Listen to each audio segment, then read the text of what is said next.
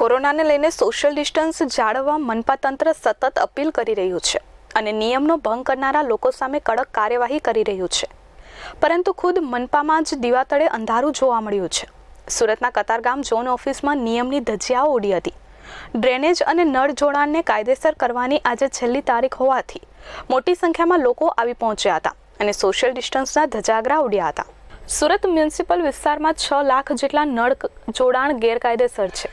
તેને કાયદેસર કરવા માટે મ્યુનિસિપલ તંત્ર દ્વારા અનેકવાર પ્રયાસ કરી જુદી યોજના કરી આખરી તારીખ જાહેર કરી હતી, પરંતુ સુરતમાં ડ્રેનેજ અને નળ જોડાણને કાયદેસર કરવાની યોજનાને સફળતા મળી ન હતી। હાલમાં સરકાર દ્વારા ગેરકાયદે નળ જોડાણને કાયદેસર કરવા માટે નળ સે જલ તક યોજના જાહેર કરી છે। માત્ર 500 રૂપિયાની રકમ ભરીને આ નળ જોડાણ કાયદેસર થઈ શકશે।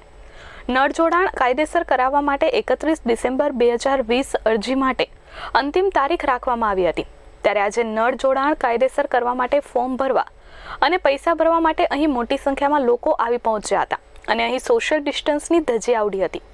દ્રશ્યોમાં જોઈ શકાય છે કે અહીં ઊભા રહેવાની પણ જગ્યા બચી ન હતી। ત્યારે સૌથી મોટો સવાલ એ છે કે શું આ ભીડ ભારે ન પડી શકે? લોકોને દંડ ફટકારતા કતારગામ ઝોન ઓફિસમાં જ નિયમની ધજિયા ઉડી હતી, તો આ માટે જવાબદાર કોણ? શા માટે તંત્ર દ્વારા અહીં કોઈ સાવચેતીના પગલાં લેવામાં ન આવ્યા?